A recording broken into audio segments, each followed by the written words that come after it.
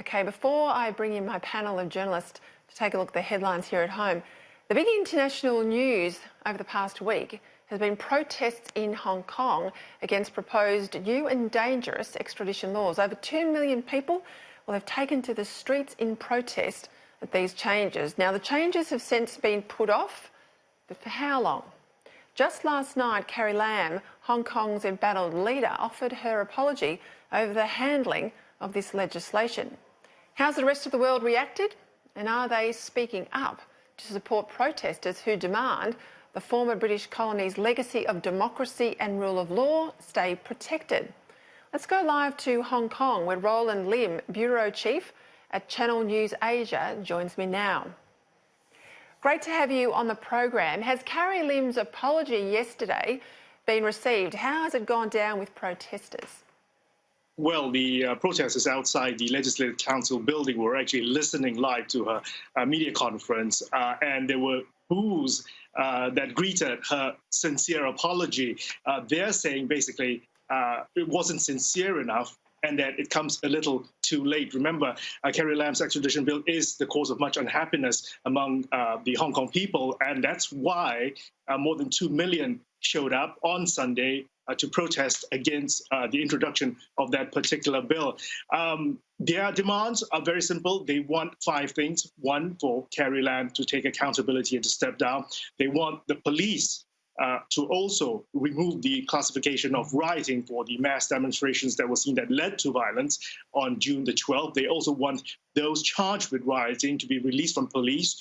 They are also calling for the withdrawal of the bill completely. And then finally, they're also calling for an independent inquiry into the police actions taken against protesters and demonstrations on June the 12th. So their demands have not been met, they say, and they will keep piling on the pressure on Chief Executive Carrie Lam.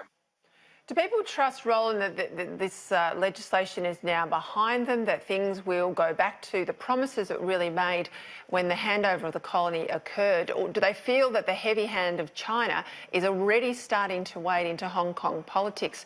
I'm interested to know whether people trust their administration.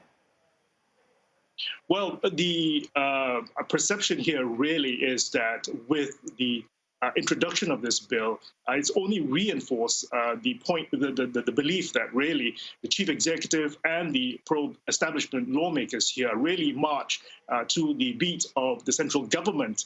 And I guess that perception is still very much instilled with the Hong Kong people. The level of trust that Carrie Lam had on the people of Hong Kong. Now, that's completely evaporated, really, with this very unpopular bill that she tried to push through. She has made her stance clear that it was important for Hong Kong to protect itself from being a haven for international fugitives, but didn't wash well with the Hong Kong people who feared of further erosions, really, of the freedoms that Hong Kong enjoys, separate from other mainland cities. And we've seen instances of this happening in the past 5 years, all the way back to the umbrella movement. If you remember, when Hong Kong was fighting for greater democracy, a faster pace of democracy, to be able to choose its own leader, Beijing decided that that wasn't the case. And then we've seen also the rise of localism, Hong Kong people fighting to keep their own traditions and their own way of life to be preserved and not suffer from what people have been calling the mainlandization effect, because there have been a lot of money, Chinese money, that's come and invested here in Hong Kong, as well as a lot of mainland expatriates now living in Hong Kong. Just one question before we go. There's been some criticism here in Australia. I've certainly been critical of the government myself, but there's been widespread criticism, particularly in media outlets, that the Australian government isn't saying enough to stick up for its near neighbour. I had a commentator from the United Kingdom on last night, and there's similar disquiet in the UK, that the UK government, you have a very long-standing historical connection to Britain. Obviously, they're not speaking up. And in Australia, we've had rallies where people have rallied to support these protesters in Hong Kong. Do we need to do more in the West? Well, that may be true, because the protesters here are relying on pressure from the international communities as well.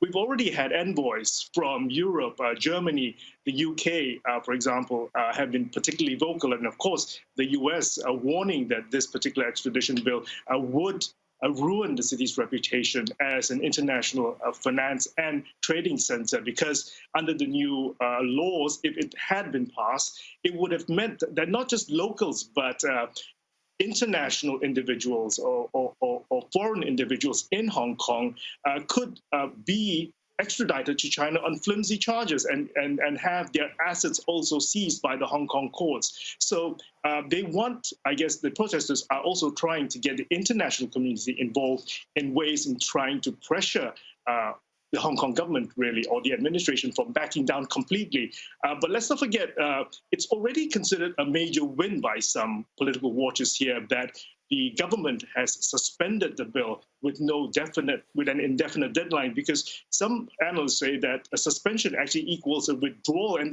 there's precedence for that. Remember, back in 2003, the Article 23 basic law legislation that Hong Kong is constitutionally entitled to put forward, the national security legislation. Now, 500,000 people took to the streets for that, and then in the end, the government decided to shelve that and then completely suspend it months later. So they're hoping that the extradition bill will also go the same way. Thank you very much for your time tonight, Roland Lim, live from Hong Kong.